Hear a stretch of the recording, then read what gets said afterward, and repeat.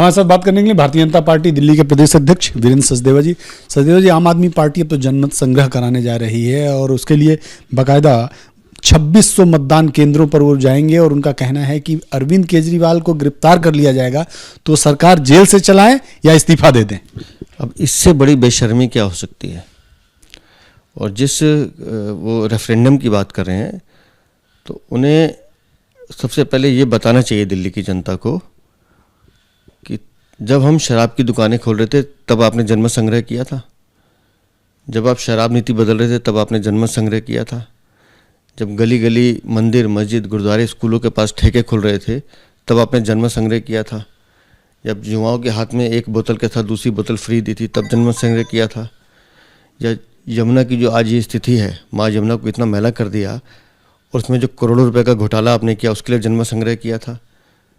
पीने का पानी मिल नहीं रहा, गंदा पानी आ रहा है, जल बोर्ड में इतना बड़ा घोटाला है, उसके लिए जनमत संग्रह किया था।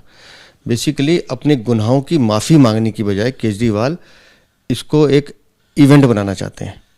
उन्हें पता है कि उनके कर्म गलत हैं, उनको पता है कि उन्होंने चोरी की है। आम आदमी पार्टी ने दिल्ली की जनता के साथ विश्वासघात किया है, धोखा दिया है, लूटा है।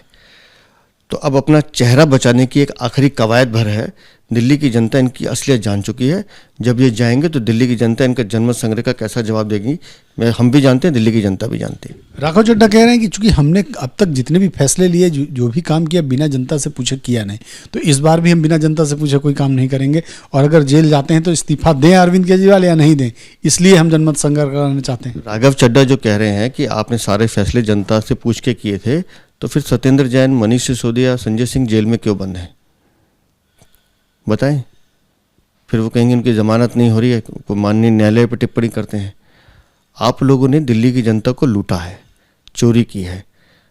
आपने दिल्ली की जनता से पूछा नहीं है।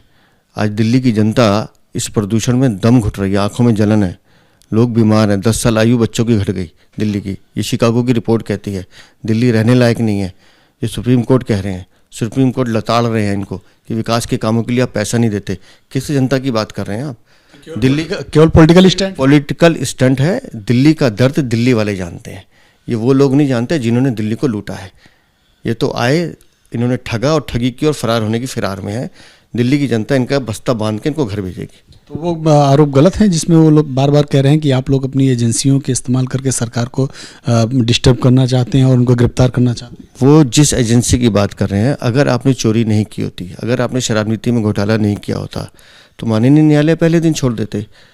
जांच एजेंसी अपना काम इसलिए कर रही है क्योंकि आपने चोरी की है। तो कानून व्यवस्था है हिंदुस्तान में, तो संविधान सर्वोपरि है। संविधान की शपथ आपने भी ली है, बाकी लोगों ने भी ली है।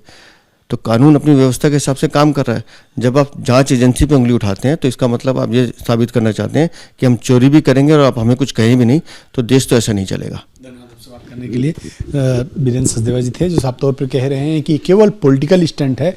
शराब की दुकान खोलते समय जनमत संग्रह क्यों नहीं कराया गया? कैमरामैन हेमंत के साथ नीरज पांडे, न्यूज़ दिल्ली।